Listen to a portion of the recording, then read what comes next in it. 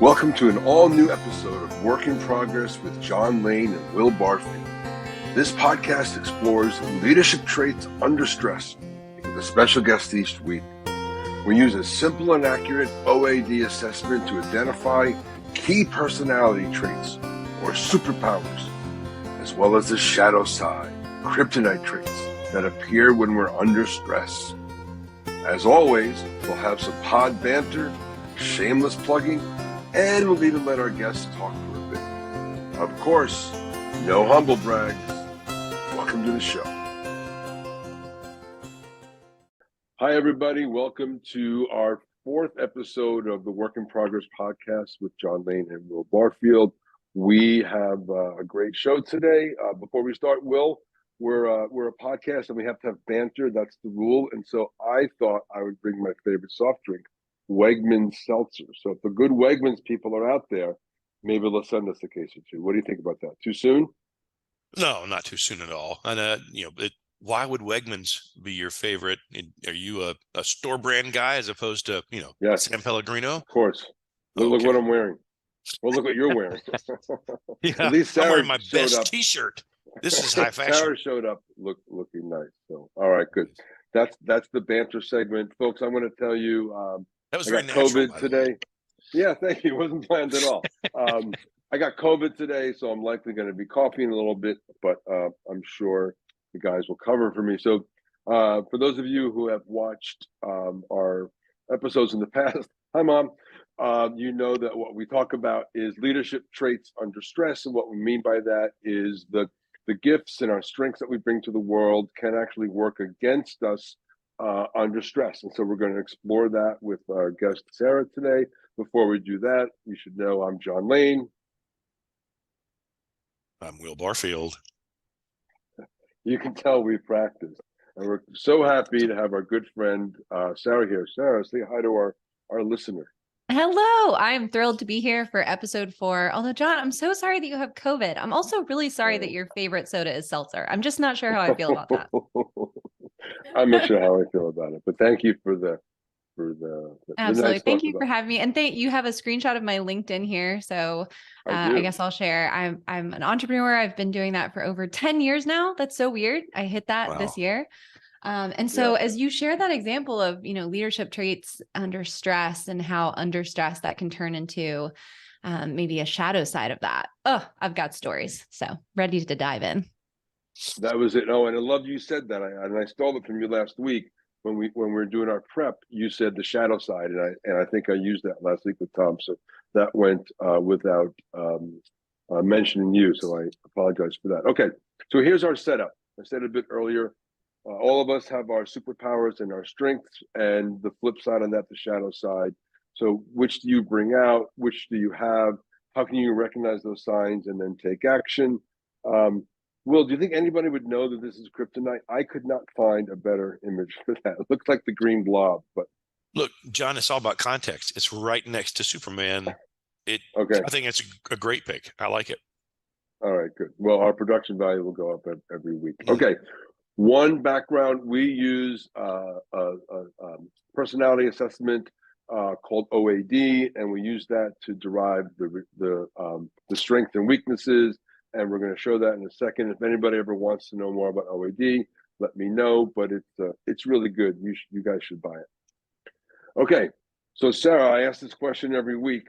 This is you. How does it feel to be reduced to a table? Maybe walk us through what these letters, high A, high E, all that mean to you. It was really interesting to see this broken down in a chart. And I won't lie, my first reaction was no way, because I don't think that most folks would describe me as an extrovert, especially those who maybe know that my favorite kind of Friday night is at home under a blanket with a book. But then again, not a seltzer. No, something a little harder. But I do think when it comes to how this is all about strengths and weaknesses. And if I'm talking to a group about what I can bring to the table, a lot of times the skills that I bring to the table when I'm speaking, when I'm working with organizations as a consultant, it's skills that you would attribute to someone who's extroverted, right? The ability to build consensus, talk to a big group. So I recognized a lot of my favorite kind of work in the descriptions that I got from these results. So it was fascinating. And I have to say, for anyone who's interested in just learning more about themselves, which hopefully we all are, right? That's such an important thing to learn about how you work and how you work well, maybe more importantly. I thought the results were fascinating. I learned a lot from this experience. That's great. I appreciate you saying that. Let me break it down just for the audience. What this means is the way you read this table real simply is these are 4 constructs that come out: assertiveness, extroversion, patience, and detail orientation. They're relative to each other. So Sarah has high A and E, assertiveness and extroversion, and then lower, I guess, patience and attention to detail. So she is assertive, people person, and she wants stuff when she wants it, and she'll delegate. I think that's that is the summary. So great. So that is that's the breakdown. That's the setup. So let's get into the good stuff. Will, I think you take over now. Oh yes, I'm prepared too. So one of the neat things about this, OAD tool is how it parses out superpowers versus kryptonite and helps us with reflecting on how we react under stress, pressure as a leader. You mentioned, and congratulations again, 10 years of being an entrepreneur. I'm 6 and some change in, right? So I'm more than halfway there, but certainly in awe of your accomplishment. Congratulations. That is no small feat. It must have required some superpowers. And I see driving is one that's highlighted here in red. So what is it about this collection of superpowers, maybe in particular driving, that stood out to you?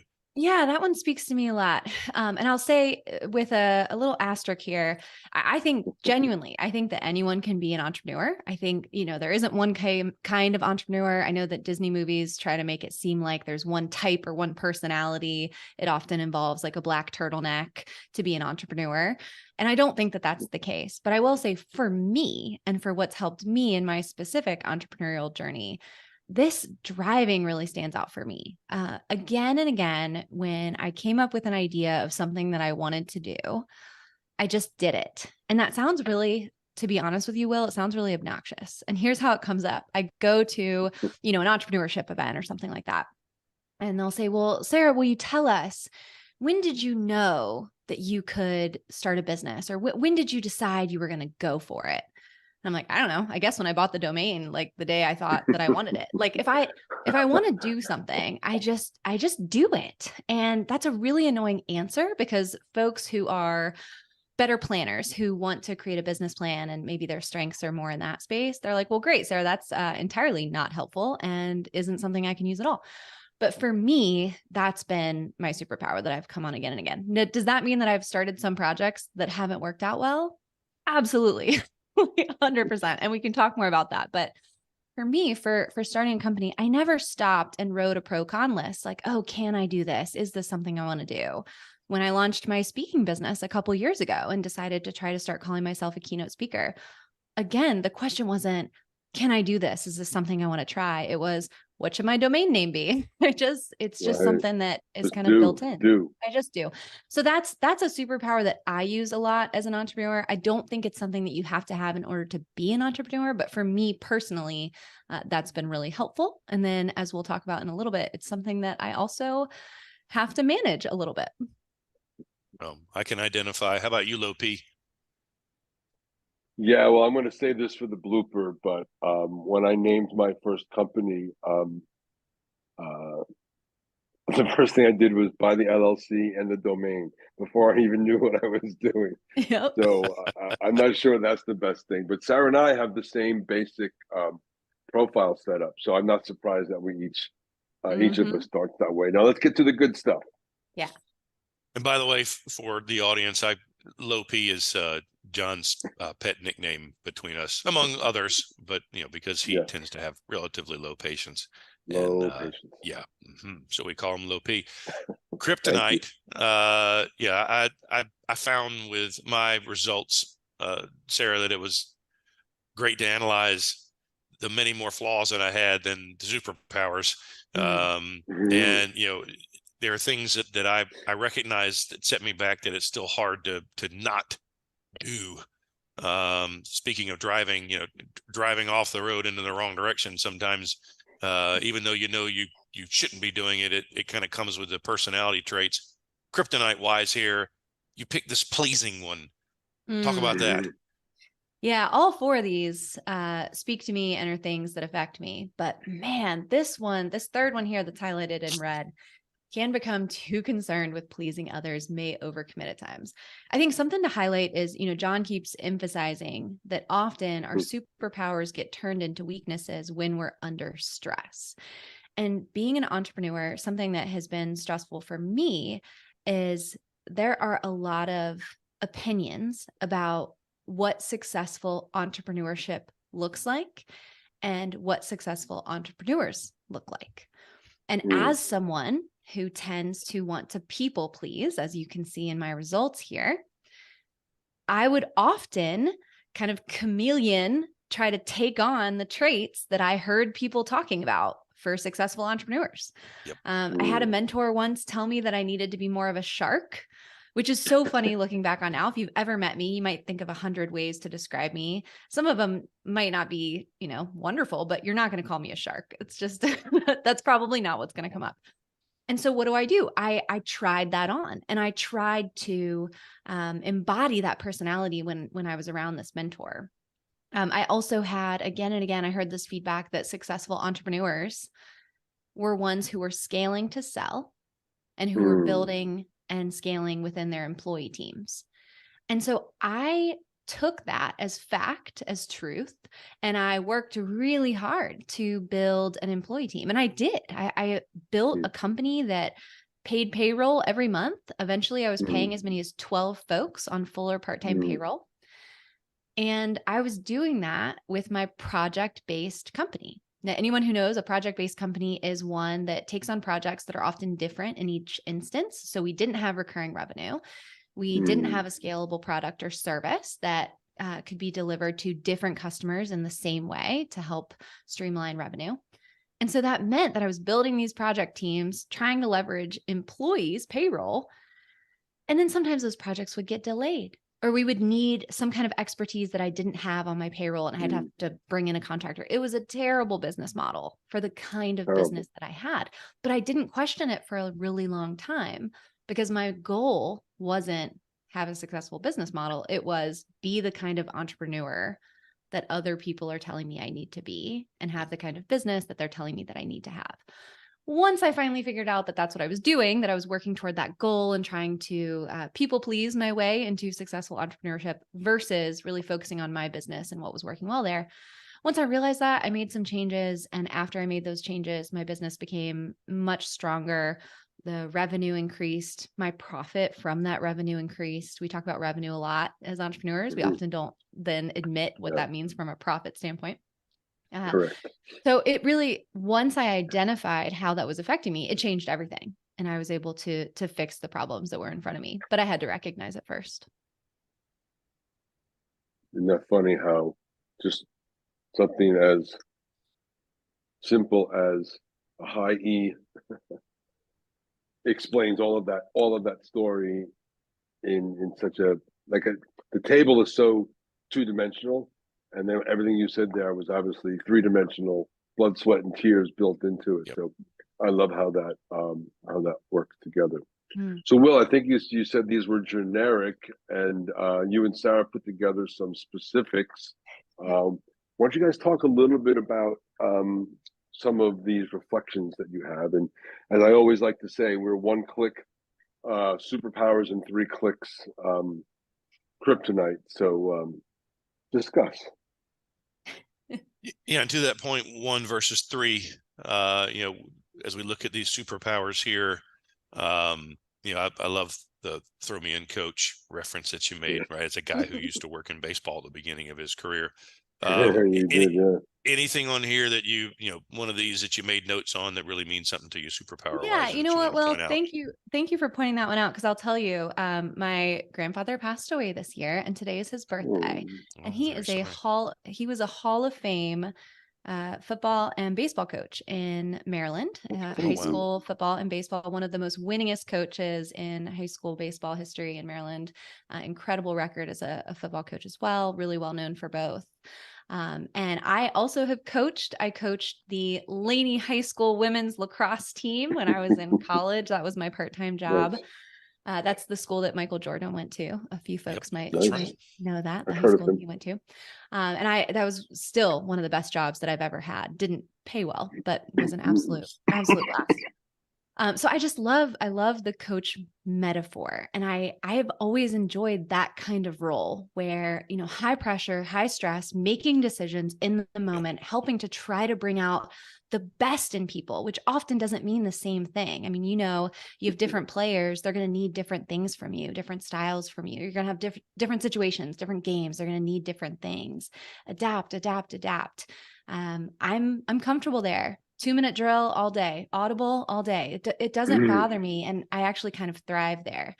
Now you take that person and you try to put them in a system that is, more step-by-step, more regimented, maybe more efficient. And of course, that's what we're going to see on the next page. That's not going to be an ideal situation for that person, but thanks for throwing it to the coach piece, Will, because that gives me a chance to reflect on Coach Wren, my grandfather. Oh, nice. On his birthday. Well, I didn't know that story. I was going to say, I'm sorry, I stepped over you. Yeah, happy birthday to your grandpa. I was going to say, give me the mic, because you've definitely become a public speaker. You can't go on LinkedIn without seeing you somewhere, either getting an award or giving an award up on the stage. So I don't know whether to say thank you or I'm sorry. That's probably one or the other. But no, I love that. And I think I can bring that into the kryptonite, and I'm sorry to do that as you're changing it, because it's a lot of words, but go. I think that what can be really difficult about somebody who's comfortable with the mic is that is not necessarily the person who's comfortable with the details. So I love this first one about being impatient. I want to talk about what's happening next, not what's happened in the past. And this has burned me before in working with organizations, either as a consultant or joining boards. One of the first boards that I ever joined, I made a huge mistake. I came in guns blazing, just ready to help. And I was throwing ideas out left and right. And I pretty much offended everybody in the room because I was implying that they didn't know what needed to be done. And anyone who's been on a board knows it's not that the organization doesn't know what needs to be done. It's that someone hasn't volunteered to do it. So I came in and was like, well, why aren't we doing this? Why aren't we doing this? And of course, the answer is, well, if you want to do it, Sarah, go ahead. But otherwise, it's not going to get done. And so, the person with the mic might be the person with the ideas and is go, go, go. But that can really burn you if you're not taking the time to learn the history of the organization. And if you're not willing to step up and follow through on what you're going to be suggesting from that mic or that platform or whatever it is. I think that's really interesting. Like some people are really scared of public speaking. I just in stand-up comedy and some other stuff to get more comfortable with it. And a mic is only this big and pantomime, but like you really can hide behind the mic, right? Like you aren't actually doing anything. Like you said, you got a million ideas and you're hiding behind the mic, but you're not actually doing the stuff that needs to get done. That's a really nice insight. Mm-hmm. Yeah. And then that second one, I made up this metaphor for you guys. I hope you like it. I was reflecting on these results over Thanksgiving because we did the OAD survey before Thanksgiving. And then now we're kind of after Thanksgiving recording this. And so I love this insight. I am the turkey person. I'm not the pie person. I can cook, but I can't bake. And so a kryptonite thought is for someone who, it is more strategy or likes to take the mic or whatever it is. I am not your detail person. So if it's, cooking, add a little salt here, that's fine. But if it's a pie crust, it's not a little salt here, a little salt there. It's measurements, right? And so recognizing that this Thanksgiving, I was responsible for the turkey. My wonderful sister-in-law and mother-in-law brought the pies, and everyone was better off for it. Yeah, great imagery. And that's a distinct difference between having to take a bunch of different ingredients and make something out of it as compared to, taking something that's, already good and ready to go and making it great. It's a different kind of wiring, a different kind of effort, requires a different level of patience, John. Mm-hmm. Patience. Yeah, I agree. I'm already getting ready to get to the last slide. So yes, you are. I'm sure. Reading ahead. Well, yeah, I love the cook, but I can't bake. I think that strikes home for me. And yeah, one of the things I've had to learn with my own personality traits is ideas come out of everybody, but like if you don't do them, and I think maybe that's why, Sarah, you said this earlier, just start doing. And you don't want to like go 10 miles in the wrong direction, but you also you need to, I just feel the need to get moving. And once I get moving, I can reset, I can figure out what direction I want to go in. But that 0 to 1 getting moving is comforting to me to be doing something, even though it may the number of projects started and not ended right may not be a good batting average, but the number of projects completed is still pretty good because I got them started. So yeah. Well, and something I love about the podcast that you've set up here is that you frame all of this as a practice, right? And so it's not about labeling someone as good at this or bad at this. It's this work is a practice. It's something that we practice to get better at. I'm never going to get to a level at work where I'm like, okay, done, check. Now that I'm at this level, I don't have to do this anymore. And so for me, learning this about myself, that I am not the detail person, that I am the idea person, that isn't a good thing or a bad thing. It just is. And that means a couple things for me. For me, it means that part of the work is in the starting. And when I started my speaker business, one of the first things that someone told me was, well, don't put yourself out there as a speaker until you know exactly what you want to speak about, who your audience is, and what your featured keynote is. And that was terrible advice for me. It was awful advice for me because I needed to figure that out. And how I figure things like that out is I do the work. And so instead, I went out, I told people I was going to focus on a speaking business. I think the first speaker website I had, this is kind of embarrassing, but I think I had like 25 different keynote options or something ridiculous. It was like the menu at Cheesecake Factory, just like way overwhelming. Nobody wants to read it. Yeah. And at this point, years later, I have a featured keynote on my website, but I never would have thought of that on my own, sitting in my room, trying to brainstorm my way there. I had to get out there and speak and talk to people. And eventually I got there. So that's the work for me, is a lot of time in the just starting. That's not how everyone works. Maybe you are better off being the business planner and thinking it through on your own and not iterating in public.